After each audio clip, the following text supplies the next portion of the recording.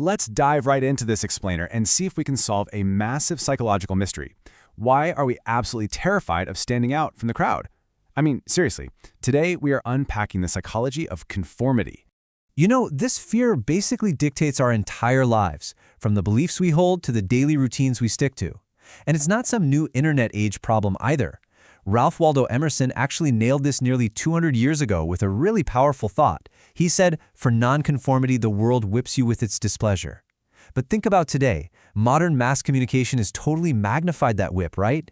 It's no longer just your local neighbors giving you the side eye.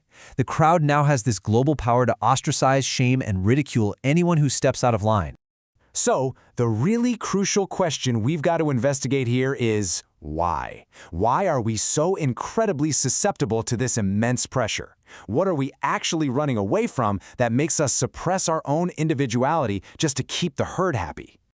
Before we dig into the deeper psyche, we need to get straight on what true nonconformity actually is. We're not talking about some rebellious teenage posturing here, rejecting popular stuff just out of this desperate desire to look edgy or different. If you do that, the crowd is still the thing shaping your life. True nonconformity is all about authentic, personal choice. It means your life path and your character are shaped by beliefs and values you've actually chosen for deeply personal reasons, because you understand their actual utility, rather than just trying to fit in. Okay, and here is the first massive clue to our mystery. Psychologists suggest the root cause of conformity is actually a terrifying dread of our own mortality. Yeah, we conform to hide from a deep, existential fear of death. Because let's face it, it's terrifying to realize we emerged from nothing, developed this incredibly complex consciousness and this huge drive for self-expression, only to know we're inevitably going to die. It kind of feels like a cruel hoax. This sets off a really fascinating psychological domino effect, which Ernest Becker brilliantly broke down in his Pulitzer-winning book, The Denial of Death. So step 1, awareness of our mortality strikes us. Step 2, because we literally can't face that reality without experiencing crippling anxiety, our minds trigger a defense mechanism. And step 3, to cure that anxiety, we desperately engage in what Becker calls striving for the heroic. Basically, we attach ourselves to a purpose, a cause, or a creation that we believe will outlive our physical existence. It grants us this sense of immortality. Now, to pull off this death-defying heroism, Becker outlines two very distinct paths. On one side, we have cultural heroism, which is basically playing it safe in the predetermined roles of the crowd. On the other side, we have personal heroism, which is the much riskier path of cultivating your own unique potential. And the kicker? Every single one of us has to choose one of these paths to cope with our existential dread. The vast majority of people, they choose the conformists' path, cultural heroism. By the time most of us are adults, we've basically been taught to pack away our uniqueness and just adopt the standard 9-to-5 script. And doing exactly what's expected of you acts like this comfortable, cozy prison of routine. It literally terrifies people into staying put and avoiding the wild, unpredictable world of chance. Following that script gives folks the illusion of security and a ready justification for their actions. It makes them feel like they're safely participating in something significant. Conversely, personal heroism is the path of the true nonconformist. That requires digging incredibly deep to find what Becker actually calls your authentic vocation or your secret gift. It means enthusiastically cultivating your unique potential and using your true talents to create something novel beyond yourself, whether that's a work of art, a scientific breakthrough, or an entrepreneurial endeavor. Leaving behind that kind of meaningful expression is a form of heroism that actually gives you genuine psychological health and profound vitality. And this brings us to a realization that is just absolutely mind-bending. Modern society actually functions as a codified secular religion. Just like traditional religions in the Middle Ages provided a totally prepackaged set of values and meaning to existence, our modern consumer and scientific societies do the exact same thing. They give us this programmed system of heroics that makes the conformist life feel meaningful. Society itself essentially acts as a living myth of human significance. But if society is our protective religion, shielding us from all that existential despair, we've got to ask a really critical question here. Why do the masses actively hate, aggressively ridicule, and try so hard to pressure nonconformists back into line? Why do they care so much if someone else chooses to live differently?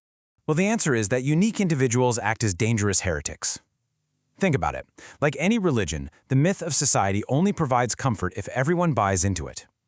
So when a nonconformist refuses to play the game, they are blowing seeds of existential doubt right into the minds of the crowd. They threaten the conformist's illusion of safety and their very existential significance. The crowd goes on the attack because that one individual accidentally exposes just how fragile the conformist's psychological shield against death really is. But hiding away in that societal safety net comes at a devastating cost. It creates this almost robotic state of living. The brilliant writer Virginia Woolf diagnosed the symptoms of this existence perfectly. She observed that once you just start doing what other people do, a lethargy steals over the soul's faculties. A person becomes all outer show. They suffer a profound inward emptiness. In exchange for the cozy comfort of the herd, the individual remains dull, callous, and totally indifferent to the actual vibrancy of life. The philosopher Søren Kierkegaard contrasted these two existences with the absolute best visual metaphor. He compared the vibrant, intentional effort of cultivating your uniqueness to riding a wild stallion. It is thrilling, it takes immense effort, and you have to be fully awake. Conforming, on the other hand, is merely falling asleep on a moving hay wagon. Sure, you're moving forward through life, but the somewhat comical reality is you're entirely unconscious, just snoozing away as a passive copy being dragged along by the herd. So we arrive at the final, surprising piece of the puzzle in our investigation. A lot of people actually sense that they are meant for more than just being a number in a crowd. They know they only have a short time to live. So if personal heroism is clearly the superior path for psychological vitality, why do so few people actually break those robotic chains? The philosopher Friedrich Nietzsche calls our ultimate culprit to the stand here. He reveals that it isn't merely the fear of our neighbor or modesty that keeps us trapped in the herd. The tragic, highly ironic truth is, it's our fundamental, inherent human laziness.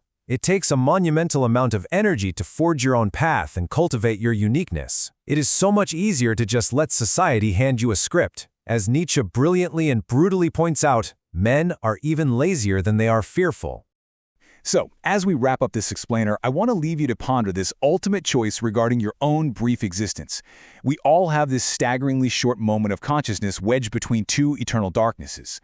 The crowd is always going to offer you a comfortable place to hide from the reality of your mortality, but that comfort comes at the cost of your very soul. So what's it going to be?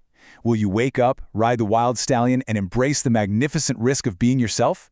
Or will you let laziness and fear lull you right back to sleep on the moving hay wagon?